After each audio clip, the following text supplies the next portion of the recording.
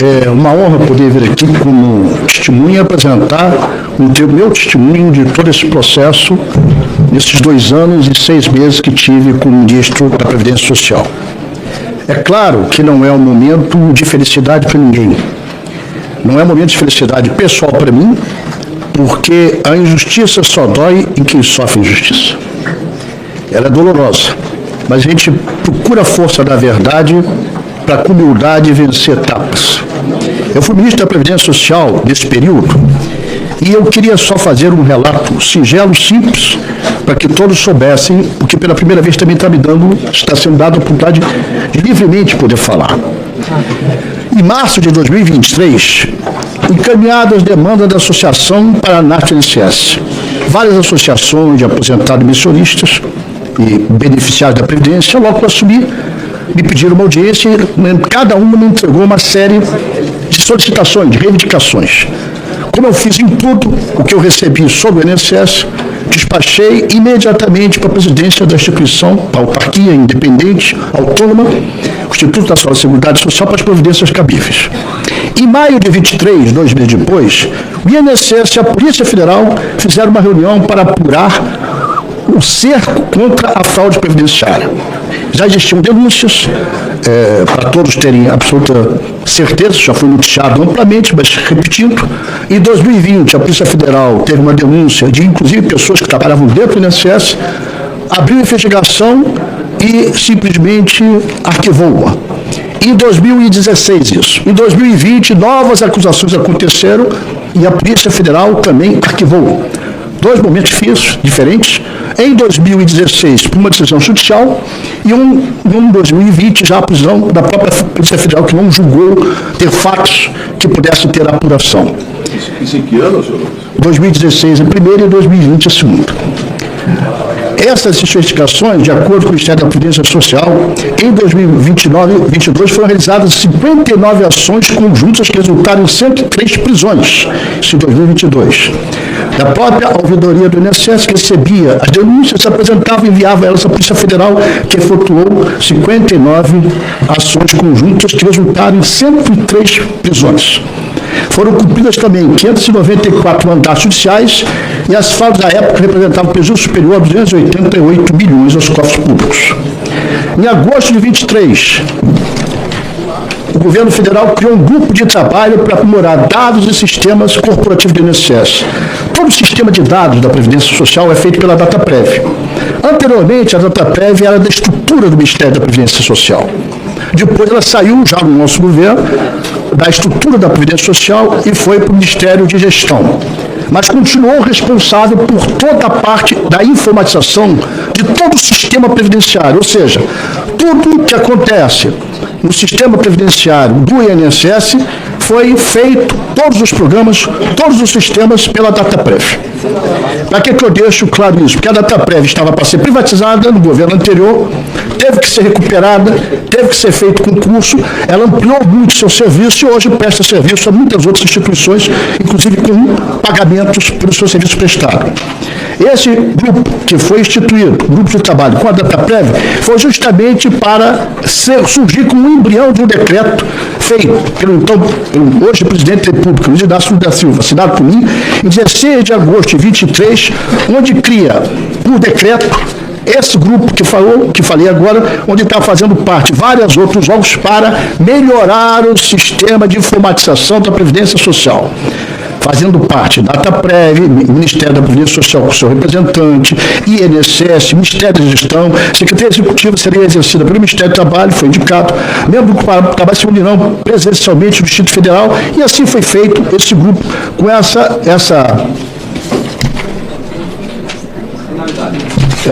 lei criada, não é lei, desculpe, um decreto criado pelo presidente, decreto número 16 de agosto de 2023, do 102º da Independência, 135 da República, eu não estou conseguindo achar aqui, mas somente o número do decreto do presidente, mas tem aqui, ó.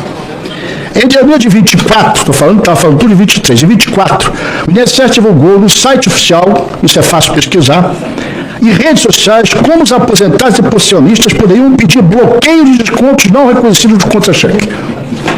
em janeiro de 2024, foi colocado dentro da plataforma INSS, que é a mais visitada de todo o governo federal. São hoje em torno de 55 a 60 milhões de acessos diferentes na plataforma INSS. Foi colocado lá a possibilidade de qualquer cidadão olhar se aquele desconto tem ou não seu reconhecimento e cancelar. Nessa época, nós não tínhamos todas as informações, até porque a Polícia Federal, em 2 vezes, abriu enquete que não resultou em nada. Nós focávamos mais, eu ouvi uma fala do senhor relator e quero dizer que eu gostei muito, sobre a questão, a que eu focava mais à época, era o desconto dos empréstimos consignados.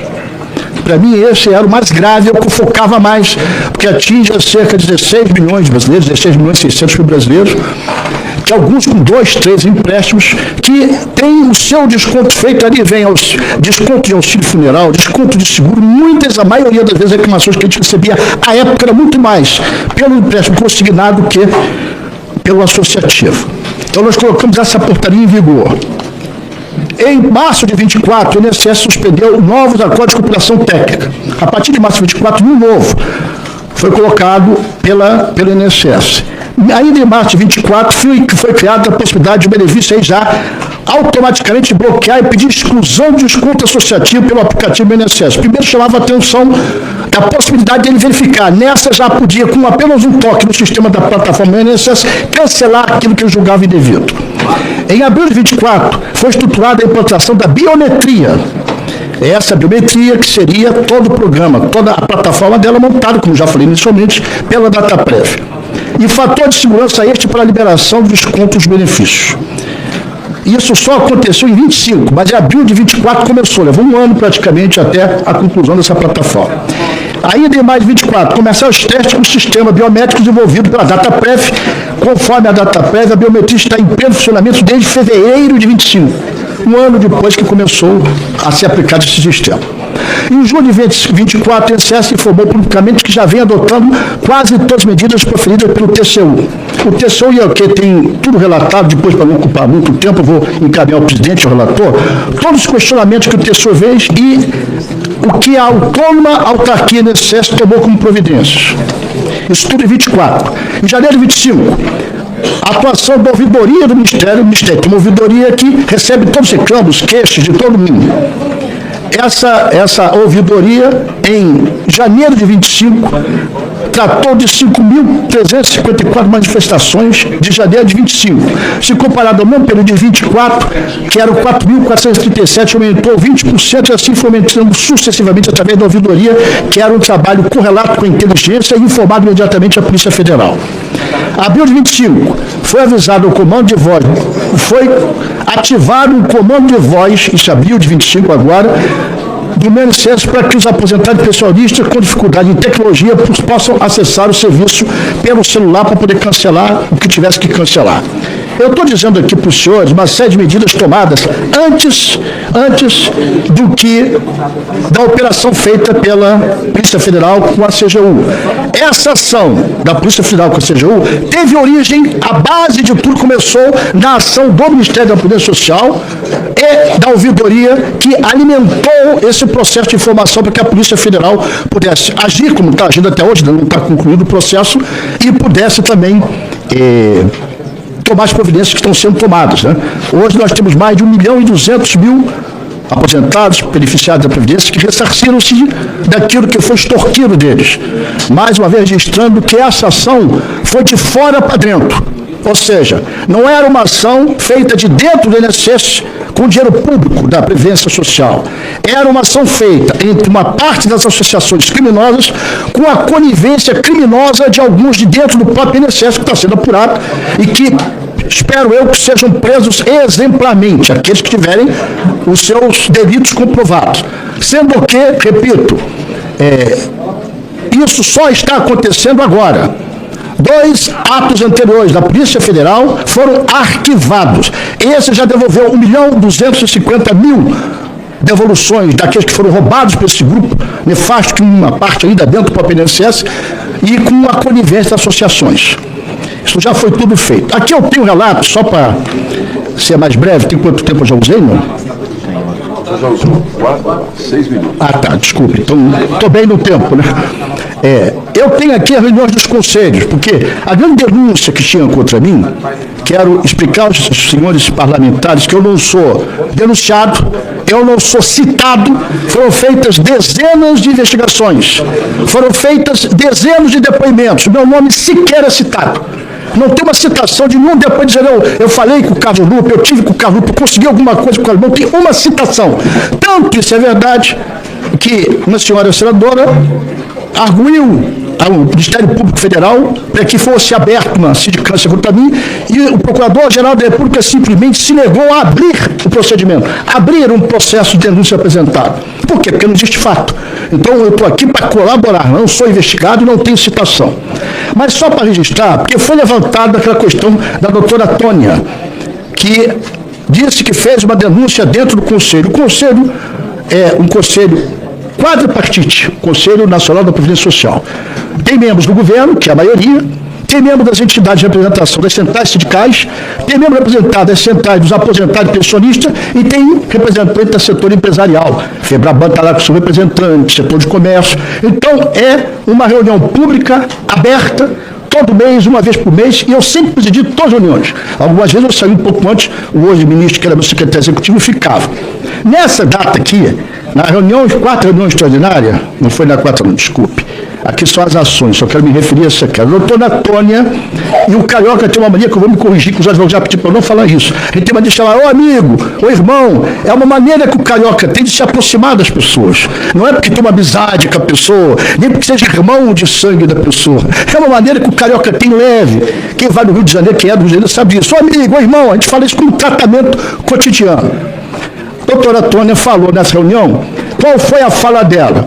Ela falou que precisava ser, que fossem apresentadas a quantidade de entidades que possuem acordo de cooperação do INSS, a curva do crescimento dos associados nos últimos 12 meses e a proposta de regulamentação que trouxesse maior segurança aos trabalhadores, ao INSS e aos órgãos de controle.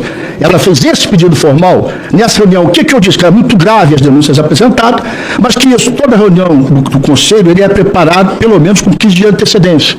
E toda a pauta é feita com antecedência para poder se fazer uma reunião com todo mundo sabendo a pauta da reunião. Eu disse, olha, não é o momento, mas vamos marcar para fazer uma reunião para discutir esse assunto. E lá, nesse Conselho, está presente o presidente do INSS, à época, o diretor de benefícios do INSS, que tinham e tiveram a exigência minha das medidas imediatas por isso. Quais foram as medidas imediatas? Essa resolução que eu já falei, em que criou um grupo de trabalho junto com a Polícia Federal para isso. De um dia, olha só o que é, eu estou com todas as reuniões do Conselho, mas eu quero me referir a essas duas aqui, são as mais importantes. O nosso presidente, Rodrigo Assunção, presidente da Dataprev, numa reunião ordinária, 31ª, falou assim... Eu vou conceder mais 5 minutos, ao senhor. Desculpe, vou acabar. Os equipamentos estão ultrapassados dentro do INSS, não aceitam soluções de segurança e tecnologia mais modernas e não estão preparados para os tipos atuais de fraudes e roubos de dados. Definir a segurança como uma corrida armamentista perene, do qual o governo não se verá nunca, em que a meta é ganhar mais do que perder, sendo impossível acabar com os vazamentos definitivos. Isso foi a reunião dia 11 de janeiro de 2024. Para poupar o tempo, que eu já ocupei muito, tem aqui uma declaração na reunião dia 24 de abril de 2024. A doutora Tônia fala o seguinte: agradeço o apoio às associações e relato que a auditoria é feita nas fichas do SIDNAP, obteve resultados positivos e não encontrou indícios de fraude. A mesma que disse que tinha indício de fraude, no dia 24 de abril, se a ata pública está registrada, está lá. Ela fala que agradece o apoio do Ministério às associações e relata que a auditoria é feita nas fichas do SIDNAP, que é o sindicato que ela representa, obteve resultados positivos e não encontrou indícios de fraude algum. Pela ordem, senhor presidente, Senadora, vamos deixar os 3 minutos finais? Não, eu só gostaria de pedir para o ministro, eu confesso que o senhor está trazendo muitas e muitas informações importantes, e não sei se sou só eu, mas se o senhor puder falar despacito. É por causa do tempo que eu acelerei um pouquinho. Mas eu acredito que o senhor terá. Mas se o senhor puder, presidente, eu creio que seja importante liberar que ele fale um tempo a mais. Mas as informações vão, inclusive, permitir que as perguntas sejam. Que ele já sane muitas perguntas. Eu confesso que são muitas e muitas informações importantes. Se o senhor falar mais devagar, eu agradeço. Acredito que os colegas também vão poder. Pois não, senadora. Obrigada. Pois não. Pode dar prosseguimento, senhor Lupe? Bom, eu quero deixar, logo depois, senadora, que terminar essa reunião, eu vou entregar um PDF com a cópia de toda a documentação que eu tenho, direitinho, sem problema nenhum. Eu acho que é muito importante, meu papel como testemunho é dar o testemunho dos fatos, é isso que eu estou querendo trazer, os fatos ocorridos e como. Essa queixa, essa formulação que a doutora Tônia fez a gente criar uma instrução normativa, que é a instrução normativa 162, que criou regras mais fortes contra a fraude que continuou, infelizmente. Mas eu quero aproveitar esse tempo que me resta, senhor presidente, para destacar alguns pontos importantes para mim, numa fala muito pessoal.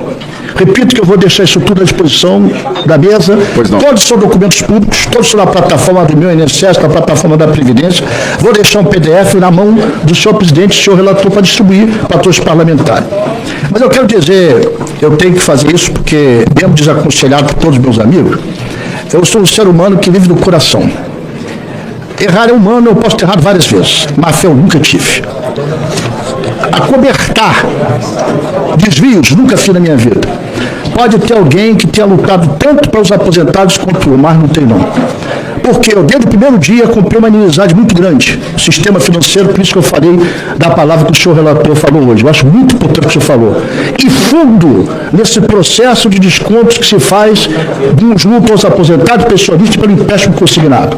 Agora acabaram com o desconto de folha dos associativos. E por que não dos empréstimos consignados? Aí é que está um processo que tem que olhar com muito cuidado, e eu peço, me parabenizando ao senhor relator, porque é uma iniciativa muito salutar, e foi aí que eu comecei a tocar numa ferida grande. Eu entrei baixando, de uma maneira muito brusca, na opinião deles, a taxa dos consignados. Eu criei uma espécie de adiantamento para os trabalhadores, com a garantia do pagamento até R$250, começou com 100, depois passou para R$250. Eu fiz uma licitação que permitiu entrar novas empresas para novos lotes, e aí começa a briga entre os bancos e a briga dos bancos para me ver no cemitério. Mas eu estou aqui, vou continuar lutando, sei que tem falhas e defeitos, mas pode ter certeza que as minhas falhas e defeitos jamais serão de má fé, jamais serão de malversação de dinheiro público. Eu tenho 46 anos de vida pública, 46 anos no mesmo partido, já fui secretário de Estado, secretário municipal, deputado federal, suplente senador, ministro 2 vezes. Eu já senti a dor da injustiça, como falei no início.